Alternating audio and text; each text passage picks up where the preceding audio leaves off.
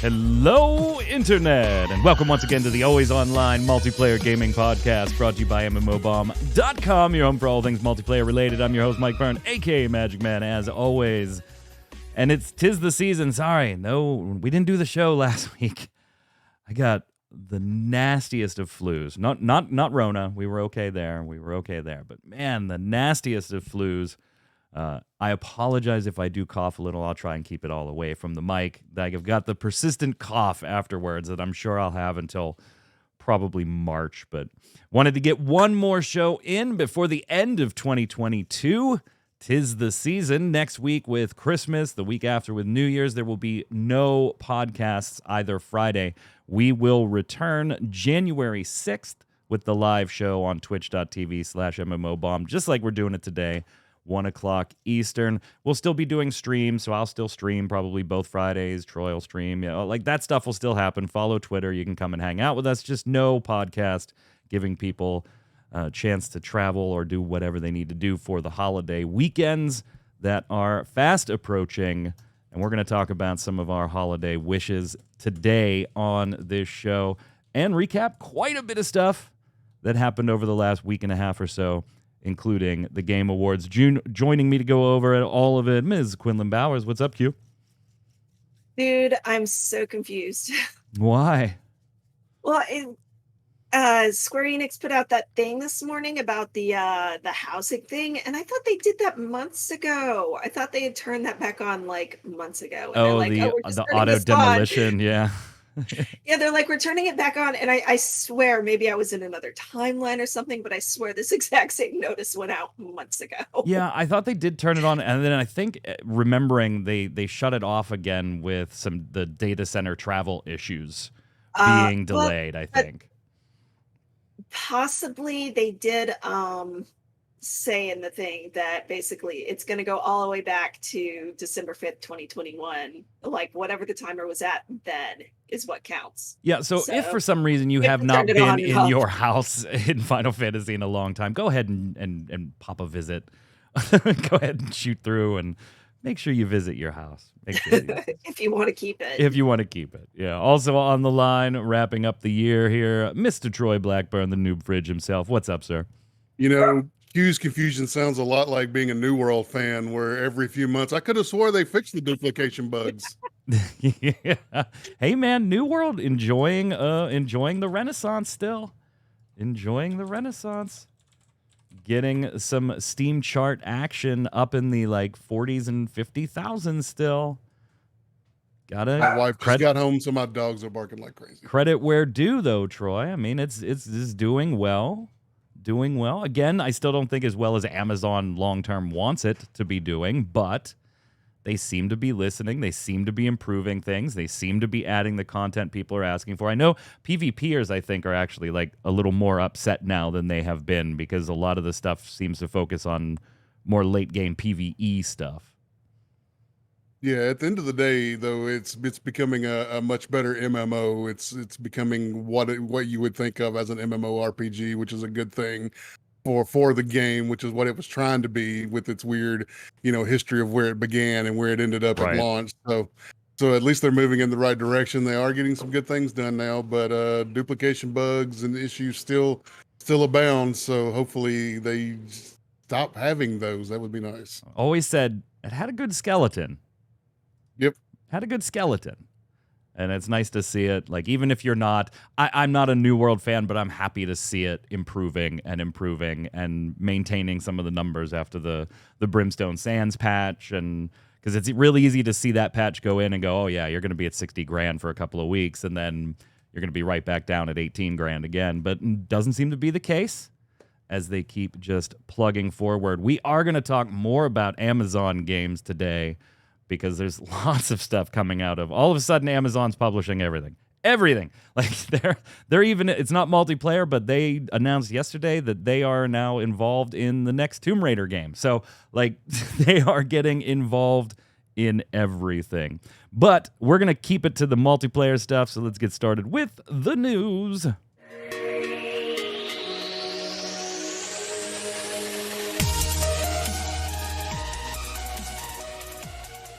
40K too, yeah, 40K. Oh, Dark Tide, so much fun. First look for that, by the way, will go up either Monday or Tuesday, depends on when Ethos sends me free-to-play weekly. If he sends it to me on Monday, then you'll see the Dark Tide first look go up on Tuesday.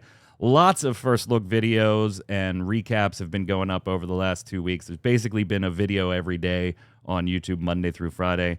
I apologize to call. I accidentally deleted a comment that he had on there trying to reply to it. So I did put the reply up and apologize for deleting it. That was on Anthony's quick little video recap of the Calpheon Ball from Black Desert Online. So yeah, don't worry. He did not pay for that trip. Cacao Games paid for that trip. He's fine. He's fine. It was on their dime. Anyway, big news this past week or so. We wanted to talk about it last week. Sorry for being ill again. That would be the Game Awards. Lots and lots of multiplayer stuff coming out of the Game Awards. First, Troy, looking at some of the awards that went out, particularly on the multiplayer front, we had Marvel Snap pick up both Best Mobile Game. That was quick. That was super quick. That game has been everywhere though. They've hit the marketing like freaking Raid Shadow Legends, man. Yeah. Like everywhere you look now, you see Marvel Snap. Yeah, I did the first look for that. Enjoyed the game. It's not exactly my cup of tea as far as a card game goes. I like a little more interactivity within a turn between players, and that's just not what this game is. It's not a shortcoming of this game by any means to not have it, because they're going after a totally different style with the synchronous gameplay between the two opponents and things like that. I thought it was fun. It's not my cup of tea card games. Adam Lane over on Ready Check Radio, I mean, he's just like absolutely addicted to it. It picks up Best Mobile Game. Multiverses picks up Best Fighting Game. Q, I want to say that I'm surprised, only because of how like weird Multiverses is, but then you look and they've just been literally killing it since it launched. Literally killing it.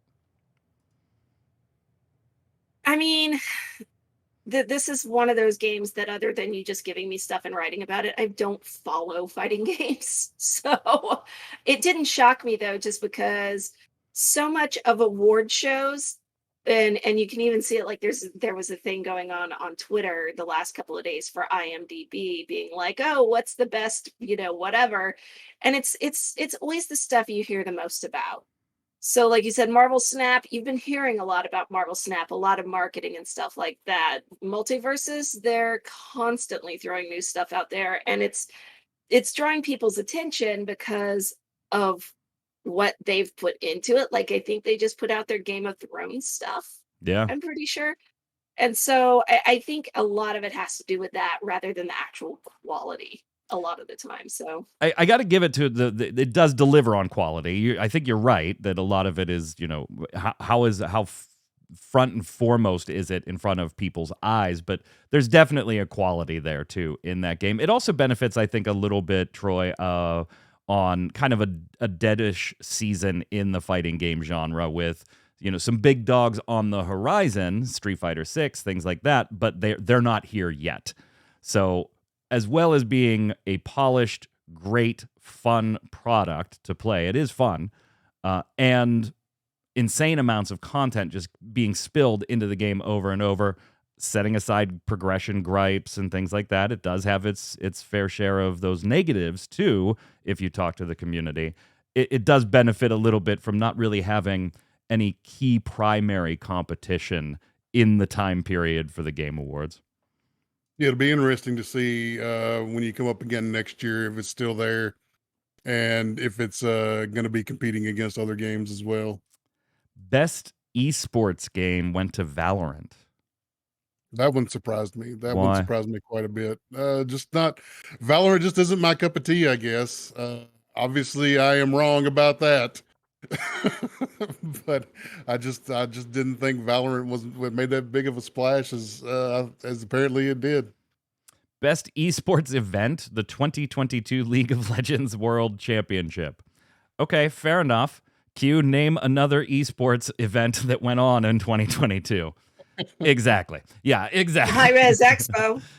Well, Uh, yeah, but that's not did like really the Dota 2 thing go off?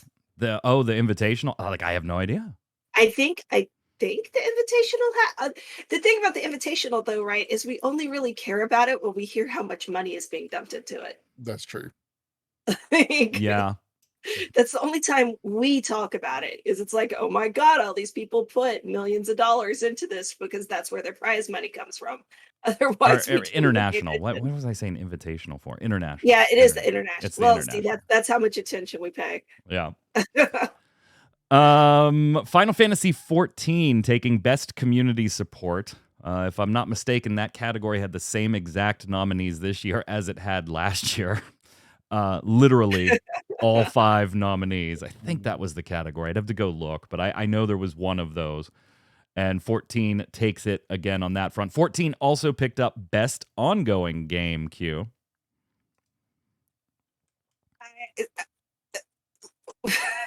Look at what it's got in the way of competition. It was kind of sad though to not see Guild Wars 2 get a nomination here, because they had a huge expansion this year, a tremendous expansion that did gangbusters for their business. Reading all the headlines lately, so Yeah, their blog it was post sad to not yesterday, to they at were least get a talking about nomination. their blog post yesterday. They talked about picking up, Troy, more new players in 2022 than they had since like 2015. Yeah, like it was a big deal for them. Yeah, it's so you have that one, and then of course WoW came out with its new expansion like a couple of days ago. But most of the rest, just like those, they're just other, unless you count like Fortnite or something. But if you're going with like more MMO-y kind of games, then there's not really a lot of competition, really. Like, Yeah, I mean that's fair. Again, you kind of run the risk of, when you do these types of things, like what released that year in the category, and we saw, like I just mentioned, the community category. There was like nothing else added to it this year, as far as even just the nominees. So you're limited there by what is releasing this year. Elden Ring, obviously, I mean, not multiplayer, but we would be remiss, Troy, in not mentioning that it just scraped things in. Game of the Year, Best Direction, Best RPG, Best Art Direction. I mean, it just started scraping categories. Its best competition in most people's eyes was probably going to be God of War Ragnarok, which also did well, picking up Best Narrative, Best Innovation and Accessibility, Best Audio Design, Best Score and Music, and then Best Action Adventure Game. But yeah, Game of the Year, it was pretty apparent it was going to be Elden Ring. Yeah, I think over on Radio Chick Radio, I think we all called that this was Elden Ring's to lose this year. It was just such a huge game. Genshin Impact pick up Player's Voice, Q. I actually don't even know what the hell is that category. That was where there was 100% fan vote. yeah. Oh, is that And what it is? Yeah. It's so funny too that that's the case, because if you listen to Genshin Impact players just talk on Twitter and stuff, they do nothing but bitch all the time. like I don't even follow the Genshin Twitter stuff, because it's just like, my god, like Genshin goes, here's 800 primos for something, and they're like, why didn't you give us 3,000? And it's like, Yeah, I mean, it's still kind of impressive to see it bounce out like Elden Ring and stuff like that. Genshin, man, it's just a money machine. It's literally just prints money. That's all it does. Print. There were also a ton of reveals. Go ahead, Q. Sorry. I was going to say, you have to give them credit though, because it is a game that is like it actually did what other MMOs or other online games tried to do, where they're like, we're going to set the schedule of these insane updates that just go on and on and on. Remember, Secret World wanted to do that. We'll just have updates every month. Genshin is like the one that's like, yeah, we're doing that, and the content is good, and it's constantly just coming at you. So big announcements, obviously a huge part of Jeff Keighley's show. We're going to get to Blue Protocol in just a second, because that did have an announcement, but there's also other Blue Protocol stuff that I kind of want to lump together. So we'll finish up the Game Awards with Blue Protocol talk. So let's skip that one for now. But we had Returnal coming to PC. On the multiplayer front, obviously we saw Street Fighter 6 come into things again. Destiny 2's Lightfall expansion coming out in February got some love. We've seen Dune Awakening, some more on that survival game, MMO-ish thing coming from the team over at Funcom. We Death Stranding 2. I know it's not multiplayer, but there you go. That one's coming. Wayfinder, though, Troy. Wayfinder. This was the MMO that Digital Extremes had previously teased when they announced Soulframe, their own MMO outside of more fantasy-based than Warframe is.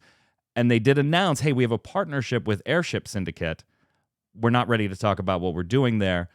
Now we see what they're doing there in Wayfinder. Kind of, it almost had like WildStar-ish vibes as far as the type of art style. It wasn't as cartoony, but was very in that vein for me checking out the trailer. Co-op, almost like dungeon, hey, let's do an MMO where we're doing the dungeons. Like, just go do dungeons over and over and over again. Loved this reveal. Wrote it up over on MMOBomb.com. Can't wait to get a peek at it. There's actually a beta test that's running or getting ready to run. It's going to be a limited thing, but you can sign up for it. And then, no, not buying 11 copies. Are you sure? Yeah, I'm sure. I'm sure. It's going to be free to play. They've already said it's embracing Digital Extremes fair free to play practices. So if you're okay with Warframe's monetization, I'm pretty sure you're going to be okay with Wayfinders. What did this reveal do for you, Troy? Watching the trailer, it definitely got my interest peaked. It's like you said, it's got WildStar vibes. It's kind of got that fantasy mixed with that futuresque sort of setting. I'm more interested than I've ever been, I will have to say. I'm definitely going to be checking it out. I'm glad that it's going to be free to play. That way we can all dive in and, check it out and not have to wait or buy early and regret. And I think at the end of the day, free to play is probably going to be the best option for something like this. Yeah. But, I'm definitely interested. The trailer looks cool. I like the art style. I like some of the action and stuff they were showing off. It looked like a really cool setting. I liked some of the cities and stuff that they showed off in the trailer looked really cool. So I'm definitely interested in it at this point. Q, you going to go dungeon diving with me? Like, it's kind of impressive what Digital Extremes has got going on here. I mean, they've got Warframe and now essentially two other MMO products that we're going to start seeing as early as next year. Maybe. I mean, there's nothing about it that I saw that I hate. To be honest, like, here's the thing. I want, because I was watching this to do the write-ups and stuff, right? I forgot most of the games they announced, and the ones that I did care about were all single player. Yeah, Armored Core 6 was a big one for me. That was a fantastic surprise announcement. I was very happy to see that. Yeah, Judas, I'm very excited about. Hades 2, getting a sequel to that. I know Hades 2 looked really sexy. And the Hellboy game, that was exciting to see. Oh, yeah. I love Hellboy so much. What was your favorite reveal, Q? I'm gonna say the Judas thing, because I love Ken Levine's storytelling, and I know it's kind of like anybody who's experienced the BioShock stuff has. There's been BioShock was really great. BioShock 2 was not, because Ken Levine wasn't actually involved, right? Like that kind of thing. So I realized people looked at it and they're like, oh, it's it's more BioShock gameplay wise. It probably is, but I love the BioShock games. So, Troy, biggest reveal. What are you most hyped about? Judas was definitely up there. I'm really digging the Star Wars Jedi Survivor right now. So. Yeah, it's hard not to root for the sequel. It's hard not to root for the sequel. Any snubs? Any awards that you thought, or games that just didn't get a mention or even a reveal or just weren't there at all that you expected to be there? I thought Guild Wars 2 deserved a nomination as far as multiplayer or ongoing. There we go. Q, anybody get snubbed? I didn't notice. I didn't notice. All right, so let's talk a little bit about Blue Protocol before we leave the Game Awards. Obviously, in the comments below, it will be a portion of the question of the week. Let us know who you felt got snubbed, what your favorite reveal was. We'll get there for the question of the week. Throw them in the comments. You've got 2 full weeks to get them in there. You guys were light on last episode. Apparently, you don't like looter shooters as much as Troy and I do. That's okay. That's okay. But let us know about some of your thoughts. Blue Protocol at the Game Awards was finally revealed to be officially coming west. We knew it was. You know, they've hired localization teams and stuff like that. They just weren't official with it. It's now going to be coming west late next year, second half of next year. It'll release like in the summer, spring, summer-ish in Japan. We'll see it later in the year, courtesy of Amazon Games. So say what you will there, whether that's a pro or a con for you, I don't know. The way they've handled publishing duties for Lost Ark has been a little divisive at times, to say the least, but we will be getting Blue Protocol here, PC and on consoles. They also did a dev stream just yesterday, which I wrote up and put on the site this morning with some different translated stuff as far as how monetization is going to work, how crossplay is something that they're looking at. They know we want crossplay and cross progression, but it seems the way they're talking about it that don't expect that to be there at launch. And yes, it will be free to play. We also got an English trailer for it, and then like the next day, 10 full minutes of gameplay, which I'm showing on the screen right now. Troy, are you getting more and more interested in Blue Protocol now that you're seeing stuff that you don't have to have translated through 7 Google Translates to get some basic information? You know, watching the gameplay, I've always sort of been interested in the game. I think this is going to be one of those where once it launches, I'm going to wait and look at some reviews and stuff. Why, it's free. And Why? Why wait? It's free to play. The anime art style just isn't usually my thing. Okay. At all. The over-the-top attack animations usually isn't my thing. But for some reason, there's something about this one that looks like it could be smooth enough and visceral enough that it actually could be a lot of fun.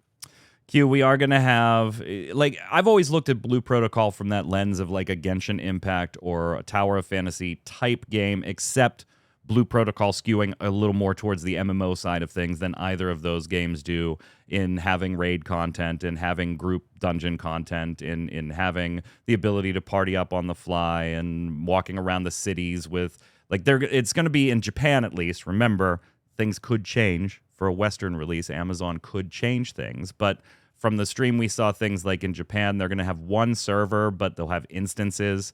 So like cities will hold up to like 200 people. Open zone areas will hold like 30 people or so. So definitely, if you like the art style and that type of gameplay that Tower of Fantasy or Genshin Impact offers, but you wanted more MMO, this is it, and probably has been it for a long time, even though we weren't hearing anything about it for a while for you. Yeah, it's funny because someone in our free company, Justin and I were talking to him, and he was saying, you know, he likes Genshin, but he wants more MMO. And Justin was like, "Well, right, Yeah. this for me, probably like I've already got Genshin. I'm happy playing it and not having to deal with people." So, unless I just like let them in, like it's kind of nice to have the thing that pops up that's like somebody wants to play with you and you could just ignore it. And you know, like there, if it's really like Genshin 2, there will be so much content continuously that there's no way you could keep up with both those games. So since I'm so invested in the one already, I just don't need another. Yeah, and obviously, like Amazon, we don't know what they may change, but at least on the Japanese side of things, we are looking at exactly what you probably thought for monetization. There is going to be a cash shop for cosmetics and mounts and outfits and things like that. They did talk about on the stream, yes, you can get those in-game as well.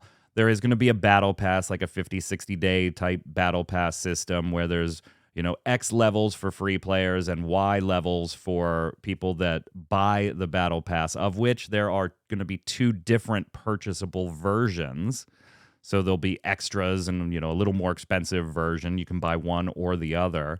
And then you will be able, they're calling it Rose Orbs. That's going to be the Cash Shop currency that you can, get through Cash Shop purchase. Now, one thing, and again, maybe lost in translation here, I'm not quite sure.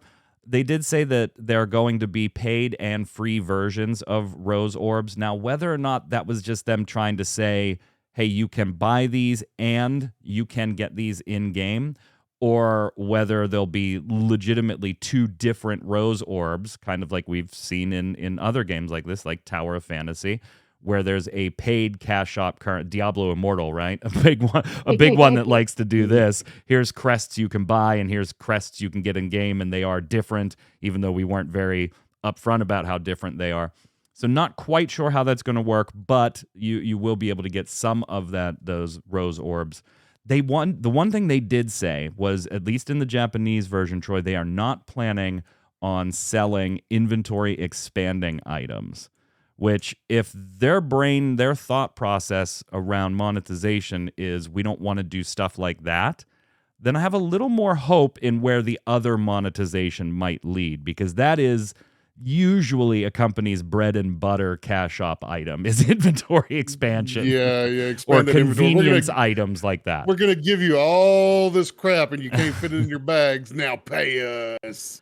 That doesn't mean we won't see it in the Amazon version, though. Who knows? It's just looking good, man. I keep getting more and more pumped. I'm a little that, it's unlikely cross-play or cross-progression is going to be there. Even on the Japanese side of things, they're not launching simultaneously. The PC version is going to come out, and then the console versions will come out later. So I get why it's probably not going to be there at launch, because they're not even launching at the same time.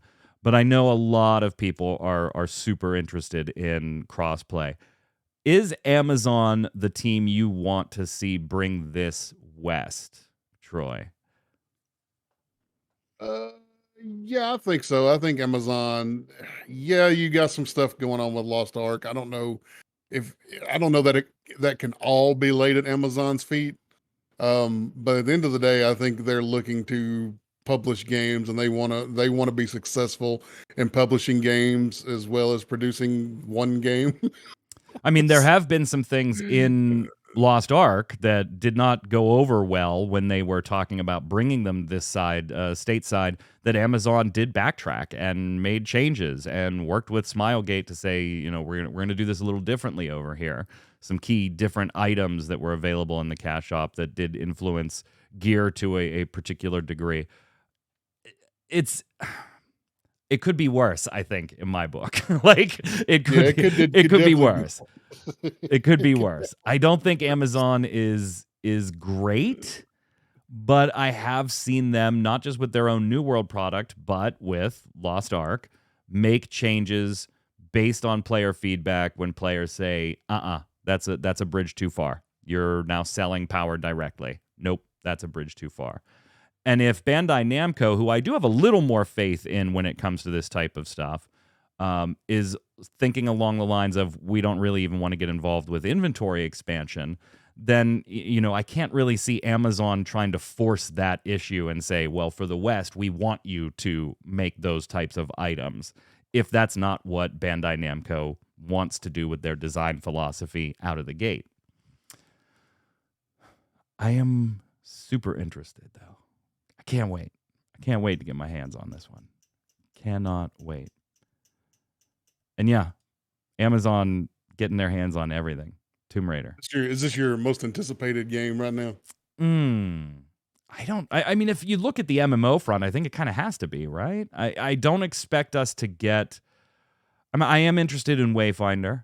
I don't expect us to get Soulframe next year.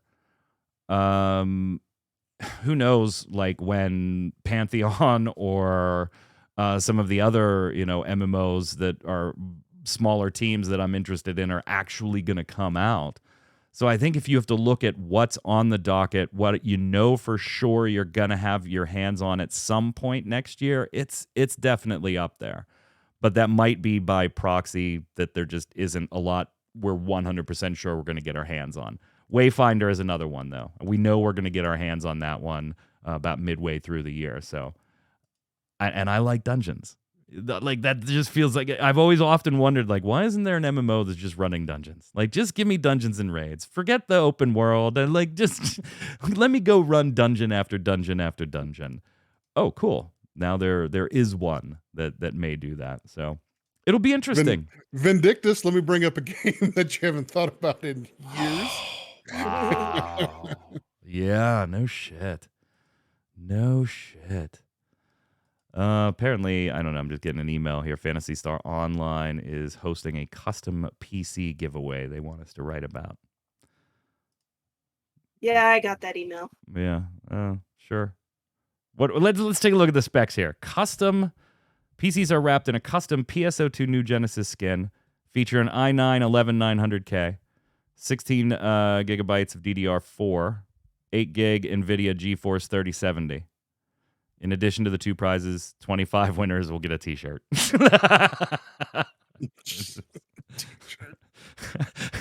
Here's a t-shirt. You did not win. Could you imagine getting the email subject line, "Congratulations, Phantasy Star"? And you're like, yes! Oh, I got that t-shirt. All right, let's move on and talk about Activision Blizzard. And we have to. So we're going to talk more about the Microsoft side of things here, because Microsoft's been pulling some power moves lately. Just some real power moves lately when it comes to this. We already know the UK has been investigating and will continue to do so. We also posted this past week that the FTC here in the United States is going to filed a lawsuit challenging this as well. Now, that doesn't necessarily mean that it's not going to go through. It just means that they're going to challenge it a little bit.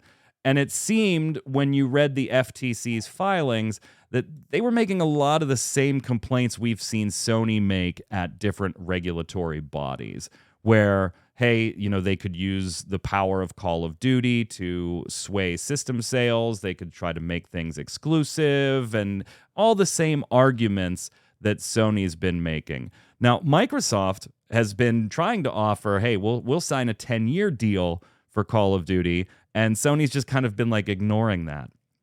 Well, it's kind of hard to ignore it when Microsoft then says, fine, we'll offer Nintendo and Valve that same 10-year deal and see if they want it as well, just to show, hey, look, we're totally legit. Nintendo took it. Nintendo was like, yeah. And there's options to renew this. Valve, interestingly, Gabe Newell, on the other hand, did not take it, Troy. While it's a power move on Microsoft's part, Valve kind of coming to bat for Microsoft and saying, one, we don't like those types of contracts. We don't want people to feel like they have to be on Steam. Well, yeah, because they already do. So you don't need the developers to sign those types of deals. But two, also saying, we don't need Microsoft's word on stuff like this or a signed contract. Every time we've worked something out with them, they've been true to their word. We don't need a contract to enforce that. Like, okay, Gabe, why don't you just go argue on Microsoft's behalf in front of all these legislative bodies? Because it doesn't get any better than Gabe Newell just saying, yeah, we don't need a contract. I take you at your word. Yeah, one of the biggest video game distributor there is just like, no, we don't need the contract. That's a big, bold statement, I believe. And I think it's sort of contradictory to everything Sony's trying to argue, and that they don't feel like they need the contract. And at the end of the day, they know that, it's going to be in Microsoft's best interest to sell Call of Duty on multiple platforms. Yeah, and that's the truth of it. Yeah, and then they did come out and say, you know what, we're even going to let you put it on PS Plus if you want to. Putting Call of Duty on PlayStation Plus's subscription services as well, as long as the ABK purchase goes through. All of these contracts, by the way, are contingent upon the sale actually going through. Microsoft can't give Nintendo a contract for a game that isn't theirs if they don't end up getting the purchase of the company. So there is that contingency as well.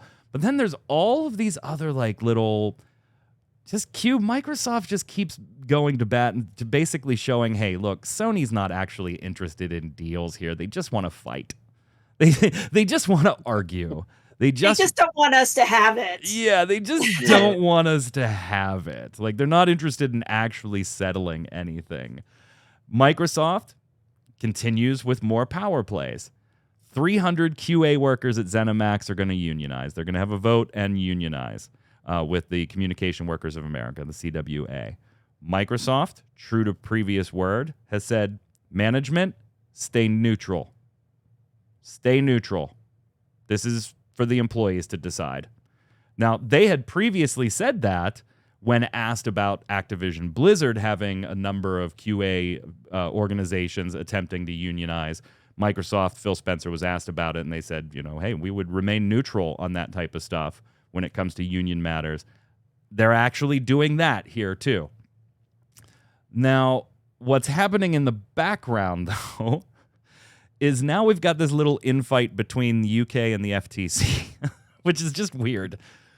One of the things the FTC said, Troy, when they were like, hey, Microsoft has a track record of buying publishers and making things exclusive. And they specifically referenced ZeniMax in the case of Redfall and Starfield and their plans to make those exclusive. Kind of using that to bolster the argument of, if they wanted to, they could just walk away with Call of Duty, and they have a track record of doing this in the past. Now, the UK legislative bodies now come out that are investigating the Microsoft deal. They come out and say, that's not a really apt comparison, FTC. Microsoft never claimed they weren't going to when they bought ZeniMax. Like, they're hand over fist, tripping over themselves to show that's not our intent with this purchase. You can't really extrapolate what they're doing with ZeniMax saying, oh, well, they've done it before, when they never said, oh, we're not going to do that with ZeniMax. So it's just like this Microsoft pulling the power moves out, doing everything right like they're supposed to, like they've said they would, even staying neutral in QA fights, but this is still going to see a day in a United States court. Which I think it should. At the end of the day, I think the purchase should go through. Myself personally, with what little knowledge I have of things like that, but I think it should be challenged in court. I think that we shouldn't just let things like this happen without, at least looking into it and making sure everything's on the up and up. As long as the evidence is clear that Microsoft is being honest in their intentions. And that there's nothing going to be, antitrust things going on here. I don't see any reason why this shouldn't go through.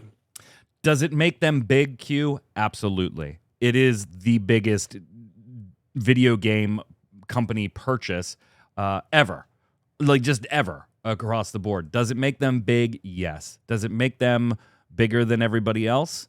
No, it does not. And I think that's going to be the sticking point when this finally gets down to brass tacks. Is it's not a monopoly. Don't argue that it is, because it's not. If you want to argue it creates somebody that's too big in the industry, fine, we can have that argument. But even then, they're still, third, I think, at the end of the day? After the Activision Blizzard deal still puts them at third as far as market share behind, Tencent and Sony, I think it is. So, pulling everything in and thinking about it, and Sony's ongoing complaint is, oh, they'll take stuff and they'll make it exclusive, and then we won't have it, and that'll hurt us. And obviously, they've been doing all this stuff to show, hey, we're not going to do that. We're promising you we're not going to do that. We're offering you these contracts, which if signed, we have to go by. But then you take into account the unionization thing and Microsoft's current stance on it. And it kind of makes you wonder if maybe really what's going on is if Microsoft becomes becomes that much bigger and has these kinds of policies regarding their employees. If Sony and other companies aren't looking at that going, yeah, that could be really bad for us. Because more than just the game situation. Right, but you don't want to admit that the reason you don't want Microsoft to buy something is because then you have this massive company going, doing stuff that is popular with workers that you don't want to do because it could end up costing you money you don't want to spend. Like you don't want to come out and admit that. So you're just like, pick something like, well, they're going to sit on Call of Duty like dragons and hoard it. And the other thing that makes Sony's so funny, right, is like they didn't hold their annual event. And yeah, we still haven't had the Sony showcase. And part of the reasoning behind it, the speculation is that part of the reasoning behind it is they don't want to demonstrate that they have all of these really, these exclusives that are going to be really popular and make them money. Right. Something Phil Spencer also came out and said they were like, they have better exclusives than us. I would just hands down, they have better exclusives than us. So DJ Havoc, Call of Duty to Sony, if you like it, should have put a ring on it. I mean, really, at this point, it's one of those things that, they could have actually gone in to Microsoft at some point and said, well, if there's going to be an Activision Blizzard buyout, let's see how this can be divided up or something. It's not like companies haven't done that, right? Like looked at another company and said, I want this piece and I want this piece. Yeah. But they're not doing any of that. They're just like, no, you can't have it because you're probably going to do the thing that we would have done. Like, it's really what it comes down to. Right. And then there's Bobby Kotick just sitting back there going, look, am I getting paid or not? Like, Right. I mean, as long as he's there, he's getting paid. This thing can be drawn out forever and you can't get rid of Kotick. This is the other kind of shitty thing about it at this point. Like, when am I getting that check? As long as it's drawn out, he's still sitting there making CEO money and nobody's going to fire him in the interim. Oh, but Q, he took a pay cut. Remember? He was so altruistic. Didn't take a bonus cut, but took a pay cut. But took that pay cut. Pay cut. Wish I could do that at work. You know what?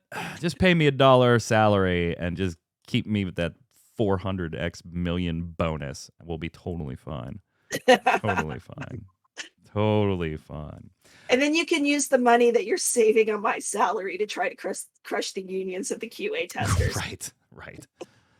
Let's hit a couple comings and goings in the industry, and then we'll move over to the weekly bombs. Predictably, Elyon is shutting down in Korea. If you didn't see that coming, I don't know what to tell you. After the Western shutdown was announced, yeah. Just a few days before it actually shut down in North America here, they announced that that's going away in Korea. So what? That was like a year, wasn't it? Like the game lasted a year? Something like that? God, was it even that? I don't know. I live in a weird time vortex and I don't know unless somebody gives me a date. Let's see. Elyon's launch. Oh my God. Elyon's launch day was December 10th, 2020. That can't be. No. Was that early access or something? I don't. Really? 2020? There's no way.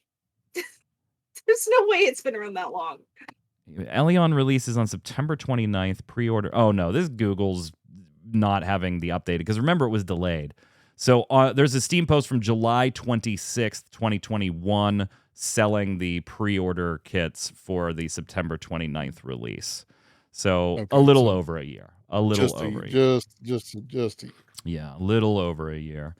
Surprising nobody. That's now shutting down.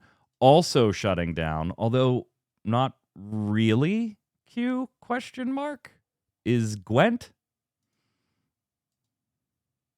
I mean, it's there. They're just not updating it anymore. It's more or less entering maintenance mode.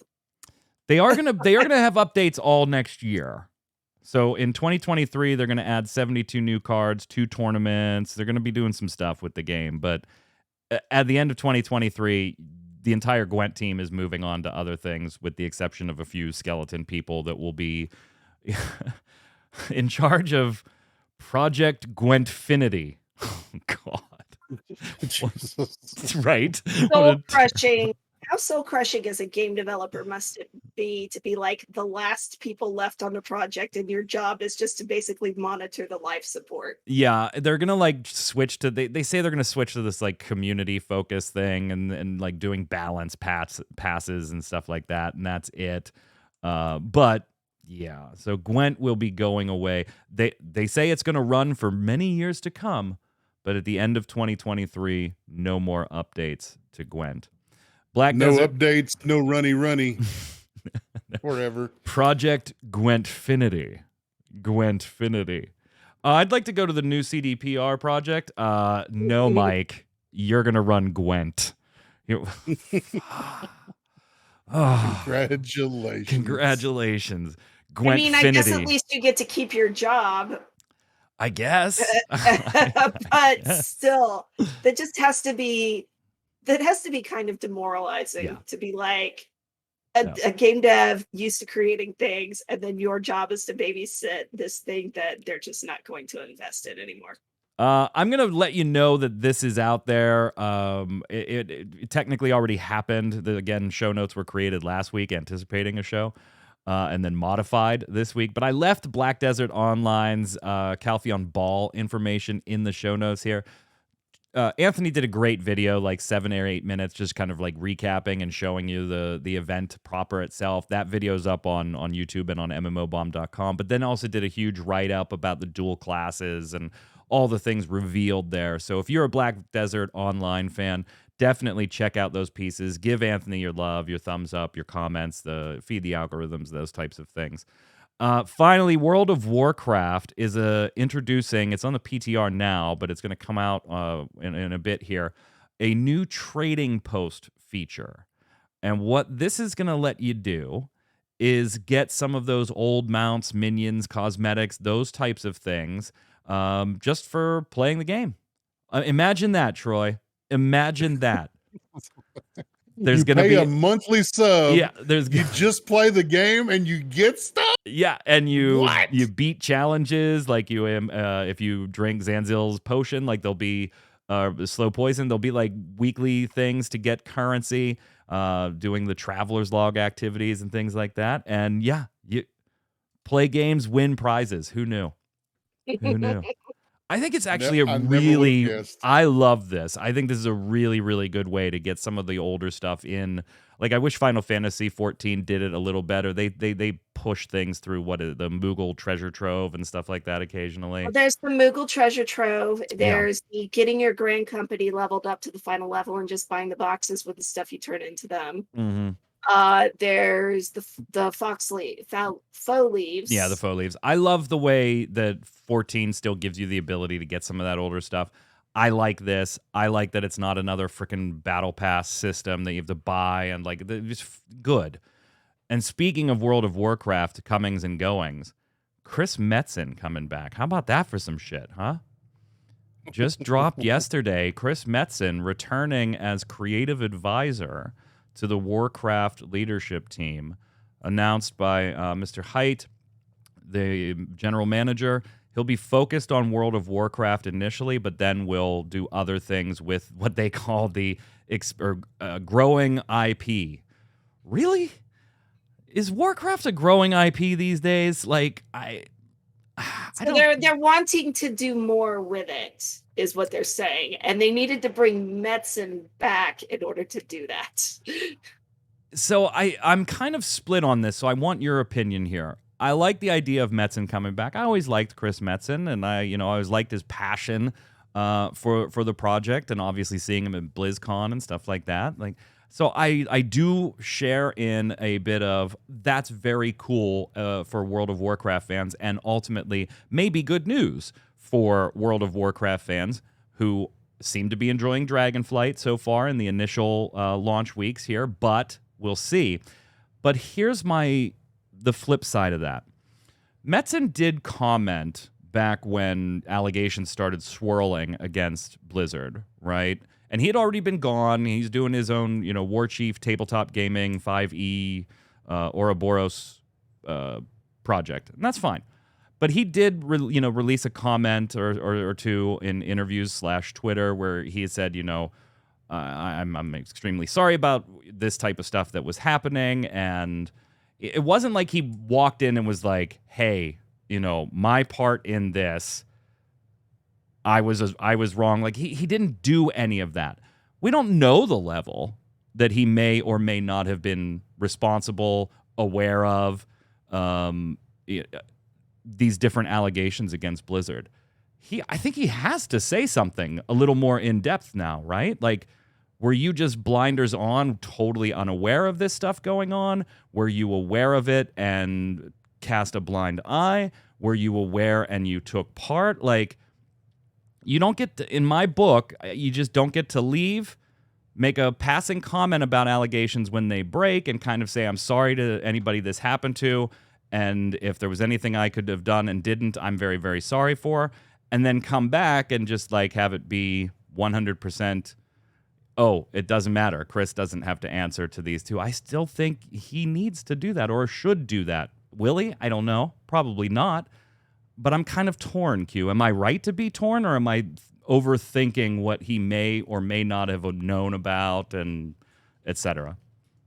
So this is us looking at it from the outside, right? True. And like you said, he was gone by the time the allegations happened. Now that doesn't mean long before. Yeah, he left in 2016. Yeah, he left in 2016. Right. Yeah, like he wasn't directly involved in the time period the allegations started. Basically, not at all. So he was gone, but he's very involved in the time period those allegations referenced. Right. He was, and there is that. Now there is. I think what it will come down to is, will people ask him? If nobody asks him, then it's kind of like there's no real good reason for him to come out and make a statement about it.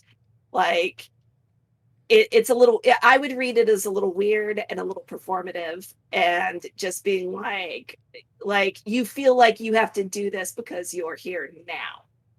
Right. And I mean, it's also just kind of, like Tori said, I don't think at this point in time I would attach my name to Blizzard. But at the same time, I kind of understand that for the longest time, World of Warcraft was more like it was such a deep-seated part of him. The dude even made a children's book about it, right? Like, so I think it's complicated, but I feel like unless he is directly asked, and somebody may ask him at some point to comment on it, I don't know, Kotaku will probably show up and ask or something, at which point he'll have to say something. But for him just to bring it up, to be like, oh, well, I'm back now, so let me now issue all these statements on it, that would feel bizarre. Yeah. And it would feel kind of pointless, and it would feel like he's doing it for points. And the only thing we really do know is that among all the names that were dropped for people who were involved with it, I don't remember Metzen ever being one of them. And Metzen literally could have just been locked away in a room somewhere, drawing his little maps and shit and doing voiceovers for orcs and just not paying attention to whatever else was going on. Like, who the hell? But at the end of the day, he was one of the people in charge, and he should have been paying attention to what was going on. That's always my argument, is just because you weren't involved and you didn't know doesn't mean that you shouldn't have known. Yeah, and in his actual statement way back when, this was back in mid 2021, he offered his deepest apologies for the part he played in a culture that fostered harassment, inequality, and indifference. There is no excuse. We failed too many people when they needed us because we had the privilege of not noticing, not engaging, not creating necessary space for the colleagues who needed us as leaders. I wish my apology could make any kind of difference. It can't. He went on to talk about, his shock and disgust and having trouble reconciling the place he knew and the hard reality that California presented things with. It's like staring at two totally different worlds, but it's not. It's just the one world, and the yawning disconnect between my perception from the top and the crushing reality many of you experienced fills me with profound shame. Words are cheap, not sure what grand sweeping promises really do either. Accountability starts with people, not corporations or platitudes or values cast in iron around a statue. And now going back, Troy, if you're going to go back there, you need to be, with these types of statements, you need to be part of the change. You have to be. Yeah, absolutely. Somewhere along the way, somebody has to be the change.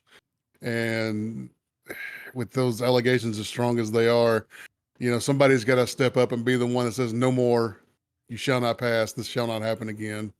He's Nerdy one of those strong MMOBomb. leaders that has the ability to do that. MMOBomb will ask the question when given the opportunity, though.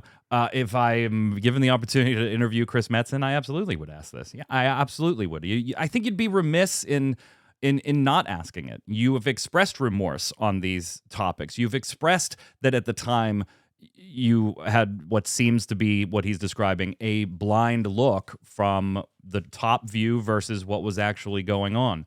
Now that you're here, how do you not replicate those same mistakes? What has changed in your leadership, in your in Blizzard's culture? What changes are you ready to take here?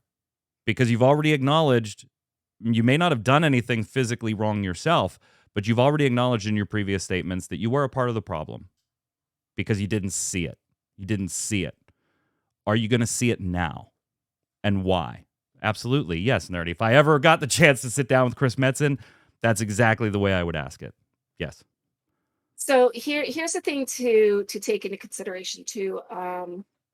Years ago when I was, doing the stuff with high res and everything, we actually had discussions specifically about Blizzard and Blizzard's management style. And I'm pretty sure it was Todd who referred to them as the Ivory Tower. And basically what he was pointing at was a difference between high res and Blizzard, where high res, and I've talked about this before, right? Like the upper management, the CEO and the COO and everybody else, they share office, like an actual room with lower level employees, right? Like the actual devs, they're in the same space with them. And in Blizzard, and I guess other companies like Blizzard, right? Your top tier people, they're not in direct contact with their devs. Now, Chris Metzen kind of was in an in-between space where maybe he should have seen more that was going on, but I can see where individuals who just literally aren't as connected aren't seeing all pieces and are just looking at it, and they might think, oh, this guy's just a dick because they saw something happen once, but they didn't really think any more of it or something like that. Now, that's not to make excuses. That just literally means that this particular management style is a really bad management style for knowing what is going on with your people if you care about the people underneath you. Like that whole ivory tower system makes it to where people can't communicate the problems, directly and all of that stuff. And whereas like if you worked at high res and you had an issue and you wanted to take it to Todd Harris, you could take it directly to Todd Harris or Stuart Chisholm or whoever you needed to take it to. If you felt like I can't take this to HR because they're not paying attention to what I'm saying, you can go directly to the guys at the top. Right. And that's not something that exists. Of course, one of the big problems too is that one of the biggest problem people at Blizzard is the guy at the top. So true. I think like that whole ivory tower and being separated into different sections with these massive companies and stuff makes it to where it might be a little bit harder to see if you're just literally in there doing your job and doing the shit you're supposed to do and leave. And Metzen does feel kind of like that guy that's in there doing his job.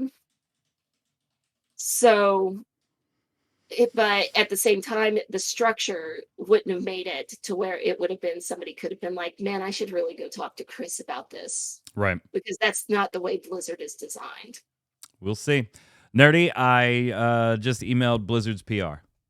I mean, I doubt, being a smaller site, I doubt we would get granted that type of interview, but I I have sent an interview request to Blizzard's PR press contacts that we use, requesting an interview with Chris Metzen on his return. We'll see. We'll see. Stranger things have happened. I've interviewed plenty of people at Blizz. We'll see.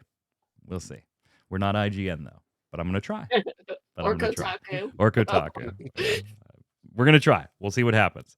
And on that note, let's slide over and do the weekly bombs.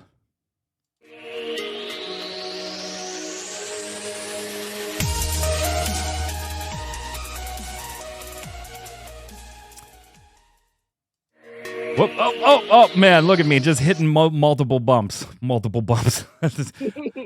ignore the news bump. The weekly bomb bump is the one we wanted. Such a professional here.